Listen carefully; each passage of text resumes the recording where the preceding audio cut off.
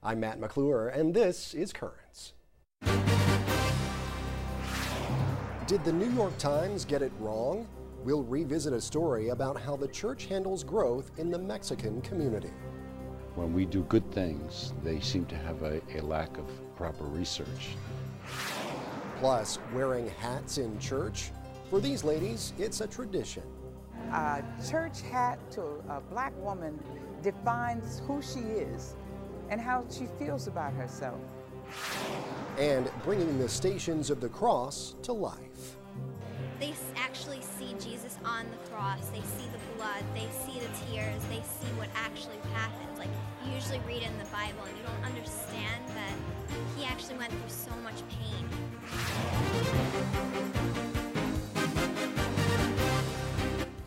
Well, good evening. Thanks so much for joining us. It is a question worth asking again. Did the New York Times get it wrong?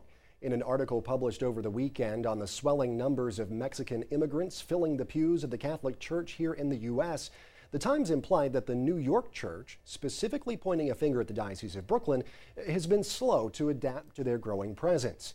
And there is no doubt that Mexicans are, in fact, a growing part of the church. The latest 2010 census numbers show the Hispanic community accounted for more than half of the population growth in the U.S. over the last 10 years. But is it fair to say, though, that New York City's two dioceses have not done nearly enough to attract and hold on to Mexican Catholics? Well, to get some answers, I spoke earlier this week with Monsignor Ronald Marino. He's the Brooklyn Diocese Vicar for Migration. Monsignor, thanks for being here today. We appreciate your time very much. There was, of course, this article in the New York Times about the growth in the Hispanic community. And the headline says that the church has been a little slow to adapt to that growth, the influx of Hispanics, especially from Mexico.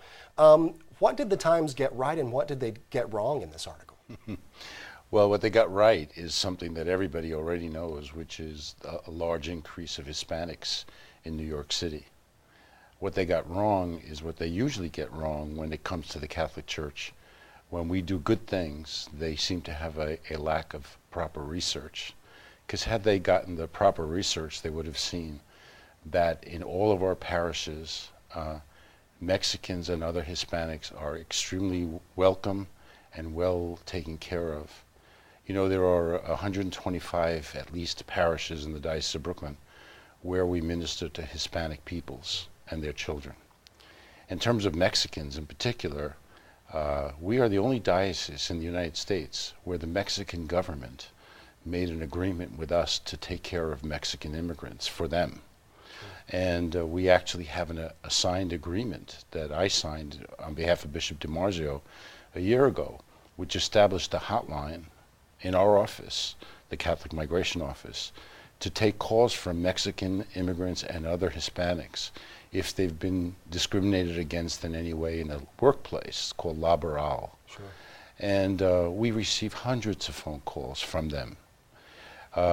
We had a program where at the Consulate on Wheels, where the Mexican consulate goes to parishes around Queens in particular, wherever they know and we know that there are pockets of Mexicans, and the consulate is there, you know, to take care of their particular needs. And then all you have to do is come around December when it's the Feast of Our Lady of Guadalupe and see how many celebrations are done around the diocese with hundreds and hundreds and hundreds of Mexicans. Some begin at midnight the night before.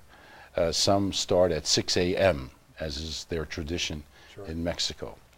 I think the church is kind of an expert on dealing with immigrants, and the Times, which is supposed to be an expert on gathering news, seems to have missed that point. Sure. And I guess my next question to that point would be, you know, where does this sort of, I don't want to say, well, maybe misinterpretation or misrepresentation of what the church is doing as far as Mexican immigrants particularly, where does that come from? Is it just a misunderstanding? Is it just not doing proper research?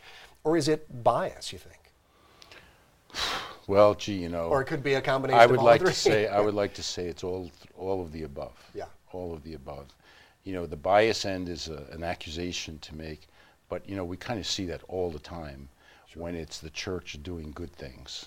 When the church has its mistakes and dirty laundry to show, it makes the first page. When it's the church doing good things, and nobody does it better than us when it comes to immigrants and immigration. They seem to forget that and don't know how to do the research. Sure. Now, as far as people of other ethnicities, I mean, we're just getting sort of these first results from the census taking from last year. And, you know, we saw Hispanics being, I believe, just over half of the growth from between the year 2000 and 2010. What other things are taking place in the church, in particular in Brooklyn, to accommodate for that growth? Well, let me say this, that, you know, we look at the census, we the church look at the census as a pastoral planning tool. But we see the census in action every day in our parishes. Sure. We have watched the growth in the number of Asians, in the number of other immigrants, as well as the number of Hispanics. We begin taking care of them as soon as they show up at our door. We don't have to wait for 10 years to see the census data to know how we should act. We're constantly in strategic planning, like is going on right now in Christ Jesus our hope. We use the census data to show projections, at least official projections of who's where and who will go where. Sure. But that's not how we plan our pastoral approach to people. We have priests, sisters, and brothers, and others, and seminarians well versed in the Spanish language, just to use Spanish as an example. Sure. We bring priests from all over the world to help us work with immigrants in our diocese. It's really clear that the pastoral methodology of the Diocese of Brooklyn is to minister to immigrants. That's crystal clear to anybody who looks. And in my judgment, as the Vicar for Migration, I think we do a good job. There you go. If you want to see the growth and the change, just look around. You don't have to wait every 10 years. Exactly. All right. Well, Monsignor, thanks so much for being here. We appreciate your time very much. Thank you. Thanks. Well, make sure and spread the word about these issues. If you are a Latino immigrant in need of workplace assistance, or if you know someone who needs help, call the Labor Helpline for Spanish language assistance. That number is 877-52-LABOR. That's 1-877-52-LABOR. Now, for any other migration issues, you can always get in touch with the Brooklyn Diocese Office of Migration. That number is 718-236-3000. And we have much more information about all of this over on our blog. Just go to currentsny.net. When you get there, click on Riding the Wave. Well, stay tuned. There is much more currents ahead. First, Wisconsin, now Ohio. We'll tell you why public workers there are up in arms. That story and the rest of the day's headlines next.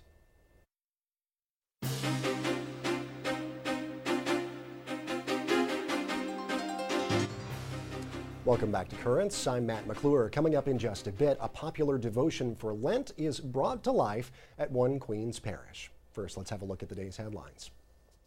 Well, despite hundreds of protesters in Albany, New York's legislature worked early into the early hours this morning to pass a budget for the new fiscal year. The plan eliminates a $10 billion budget deficit. The New York State Catholic Conference had particularly campaigned against reimbursement cuts to the state's Catholic schools. Now, they say that while some reimbursements were restored into the final budget plan, it falls short of what Catholic schools need. For more details, go to our website, currentsny.net. Well, dignitaries and other loved ones gathered at St. Vincent Ferrer Church in Manhattan today for the funeral of former Queens Congresswoman and Vice Presidential candidate Geraldine Ferraro. She died on Saturday of multiple myeloma, that is a form of blood cancer. Former President Bill Clinton, Secretary of State Hillary Clinton, and former Vice President Walter Mondale were among those who attended. Mondale tapped Ferraro as his vice presidential running mate in 1984, making her the first woman to appear on a major party's presidential ticket. Ferraro was Catholic, but was notable for splitting with the church on the issue of abortion. Well, first Wisconsin and now Ohio. Public workers there none too pleased after the state legislature approved a bill that takes away most collective bargaining rights. The workers will be able to negotiate their wages, but not their health care, sick time, or pension benefits. Unlike the bill in Wisconsin, the Ohio measure also extends to police and firefighters. Now, supporters say it will help the state's economy. But also it gives us the ability to go out to the rest of the world and say, Ohio is a great place to do business. Opponents, though, say that the bill does not have much public support, and they're threatening to put the issue on the ballot. It's going to affect the whole community, and they're going to vote it down. Ohio Governor John Kasich is expected to sign the bill by the end of the week. Well, a reprieve, at least for now, for public workers in Wisconsin, where a judge has ruled that the bill to take away most of their collective bargaining rights is not in effect. The judge had initially ruled that the Secretary of State could not publish the measure. Typically, that's the last step before a law can take effect. But that did not stop Republicans in Wisconsin from convincing another state agency to publish that bill. The judge ruled that despite that move, the law is not in effect, while she considers further challenges to its legality. Well, the pro-life group whose undercover sting got Planned Parenthood in hot water is now making new accusations. Live Action says that during an interview on CNN Headline News, Planned Parenthood's CEO falsely claimed that her organization's clinics offer mammograms. Live Action has released audio tapes of phone calls to Planned Parenthood offices in which workers repeatedly state that they do not offer mammograms. Planned Parenthood says that their CEO was not claiming her organization offers mammograms, but was rather referring to the overall effect of a possible repeal of last year's health care reform law.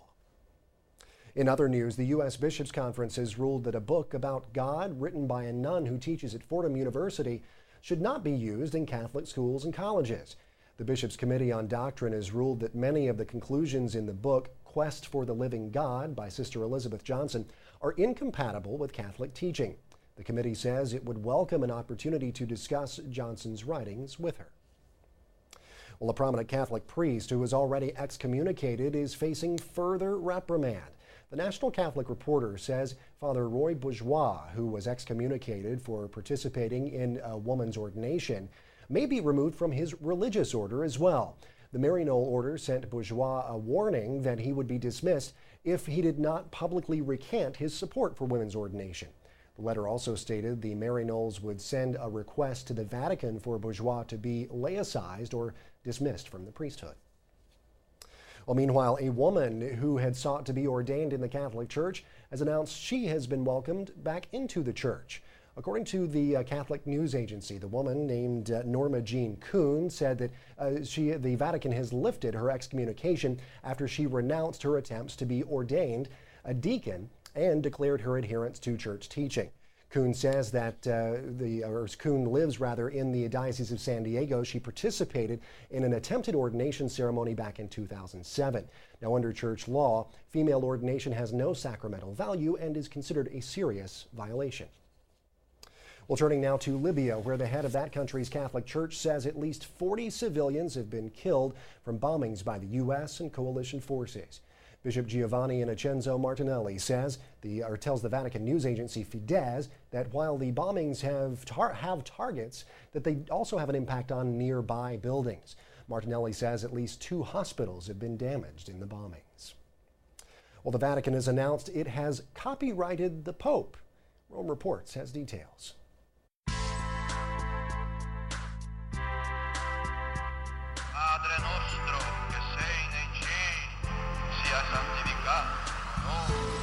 From now on, it's prohibited to use the voice of the Pope for commercial purposes.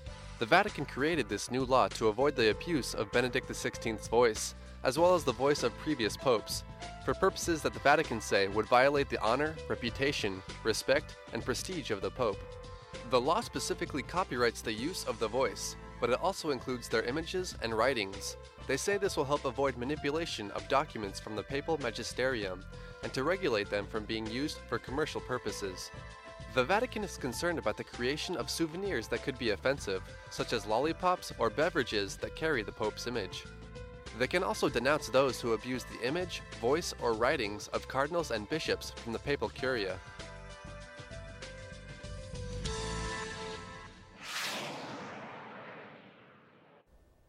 And we've heard about keeping Christ in Christmas, but how about taking Easter from the egg? Well, that's what one community in Ohio is doing. Reports say Munson Township has decided to change its annual Easter egg roll to a spring egg hunt. A private resident is offered to pay for the event privately on the condition that it be renamed an Easter egg hunt. Well, stay tuned. There's much more currents ahead.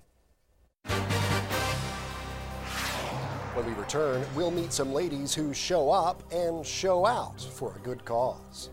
It gives us an opportunity to display our individuality as we pray.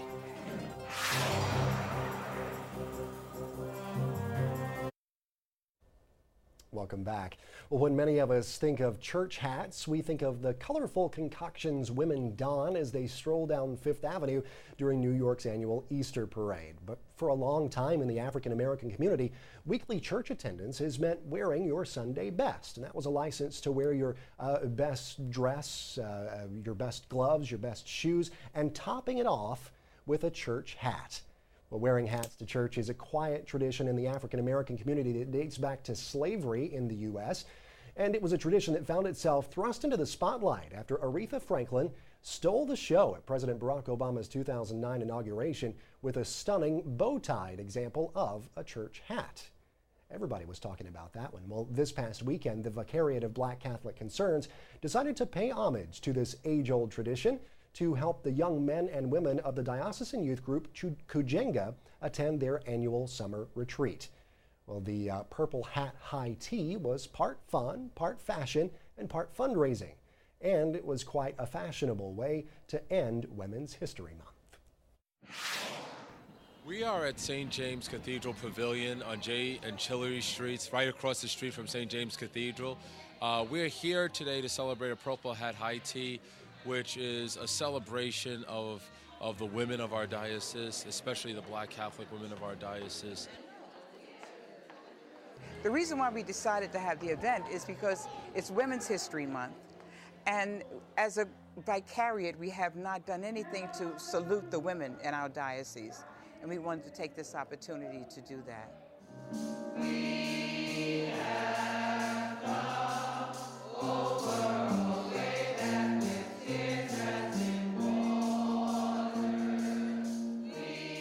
Well, a church hat to a black woman defines who she is and how she feels about herself. We like to wear big hats when we're in a good mood and little hats when we just want to be quiet and not seen. But we love to wear hats. It's colorful. It makes us feel good. Hats are a personality, and we're a bigger personality than in church. It gives us an opportunity to display our individuality as we pray.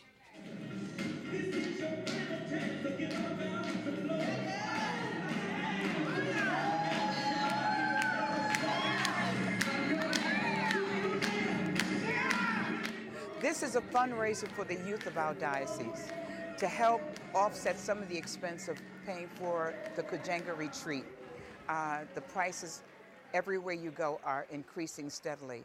And if we can send 2, 3, 4, 5 young people to Kujenga, it would be a very much a blessing for us. Well, the purple indicates that we're royal, that we are the royal priesthood of God through baptism, and that in our heritage as African Americans and Caribbean American people, we feel we have a royal ancestry. Despite all the oppressive forces that work against us in contemporary American society. I did some research and found that the color purple also means justice. So when you wear purple, you're standing for a reason. You're standing up for justice. You're standing up for who you are and whose you are. And you feel good about that. If you have a sense of how you look and how you feel, then yes, you can focus more on God. And I don't think it takes away from your ability to reverence and respect God. So I think there's a residual impact of the high hat tradition among our young women. I hope it comes back with a vengeance because they look great. They just look great. You know, that's the bottom line. They do look great. And I remember actually a few years back going to, when I lived in Atlanta, which is kind of where I grew up, you know, and I went to the High Museum of Art in Atlanta, and they actually had an exhibit of church hats. And it was like the coolest thing because it was some of the most stunning art that was in the entire, toured the entire museum that day, of course, but that was, you know, an installation that was there. And just seeing some of these hats, it's amazing. They are incredible works of art aside from being, just great fashion pieces. Well, stay tuned. There is much more Currents coming up. Coming up, a local group gets creative with the Stations of the Cross. If you're a young person that doesn't usually connect with the regular Stations of the Cross, it's a great way for you to connect with this experience.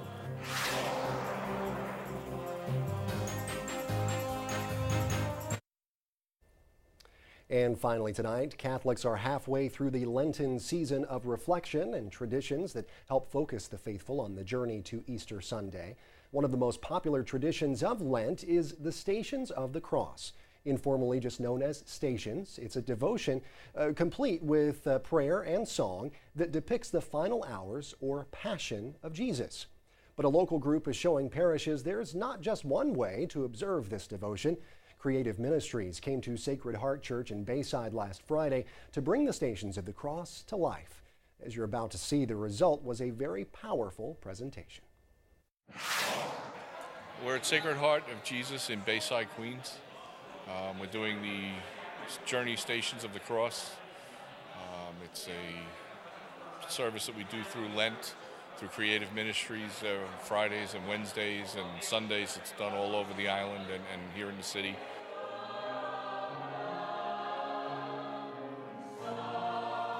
It is a dramatic presentation of the Passion of the Christ. It's way more personal. You can see through acting. We're Americans, we're used to that. We're used to watching television. We're used to watching shows. We're used to seeing things done that way.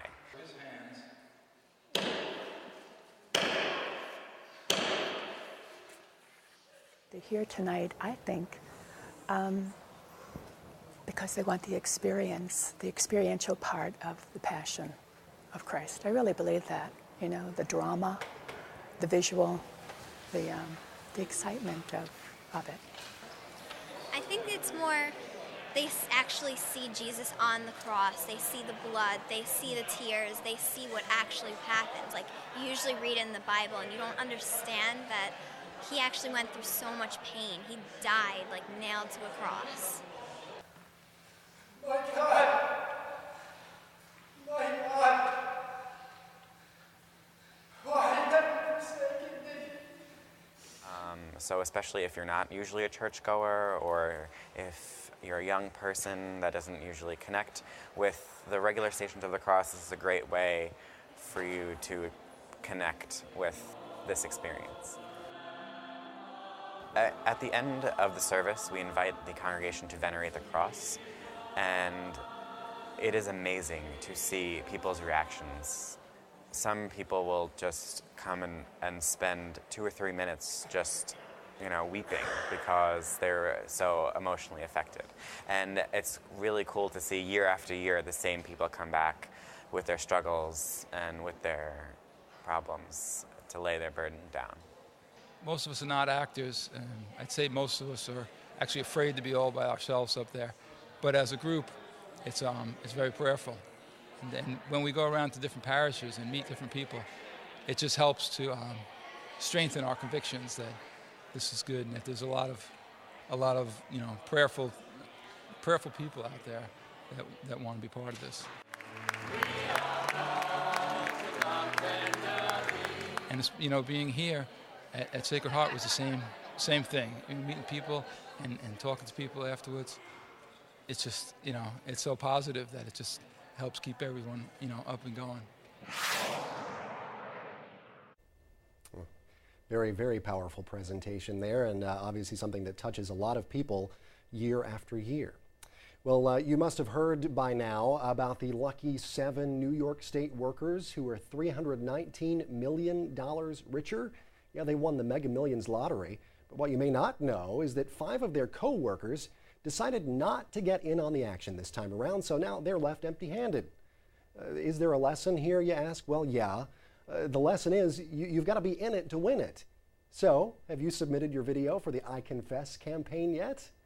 Just go to iconfess.com. You can enter there for your chance to win thousands of dollars in scholarship money. Yeah, trust me, it is as easy as confession. All you have to do is submit a 1-minute video encouraging folks to go to confession on April 18th. That is also known as Reconciliation Monday.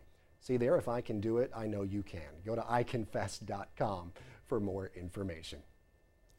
Well, that is it for this edition of Currents. Now, coming up tomorrow, this topic is on everyone's mind in anticipation of the jobs report, labor. And Currents takes an in-depth look at work and the dignity of workers. Until then, though, be sure to check us out online at currentsny.net. We're also on Facebook and on Twitter. And if you have a question, comment, maybe a story idea you'd like to share, just email us. Our address is dropusaline, that is all one word, at currentsny.net. For all of us here at Currents, I'm Matt McClure. Thanks so much for watching. Have a great night.